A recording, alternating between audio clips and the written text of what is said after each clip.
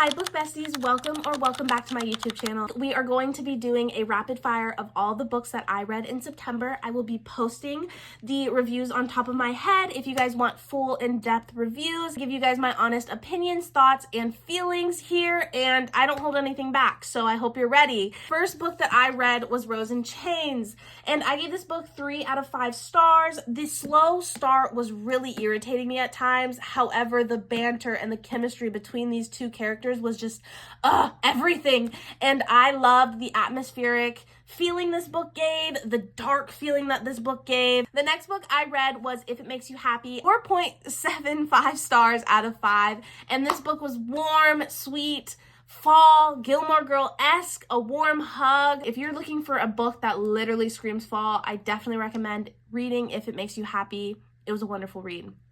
The next book I read was A Taste of Poison, and this was part of my book club here locally in Washington. I thoroughly enjoyed this book. I normally hit or miss with these books, part of my book club, but this month I loved it. It was science meets true crime, and basically you are going through case studies of poisons that can kill individuals. I read was A Fate Forged in Fire, solid romantasy starter for this book, and I can definitely see where the next book is going, and I'm very excited. It is definitely a series that I would continue if a next book is coming out. However, it was a wonderful concept, and I love the FMC. I love a good, strong FMC. It did feel a little slow at times, and it did get a little redundant. Next book I read was Calabasas by R.F. Kuang. This book has gotten a lot of controversial ratings. I thoroughly enjoyed it. I gave it 4.25 stars out of 5, and I loved it because it showcased the dark side of academia and what it can do to an individual, and you could just smell the desperation on the page. The next book I read was Bride. I gave this 4 out of 5 stars. This book has vampires, banter, werewolves.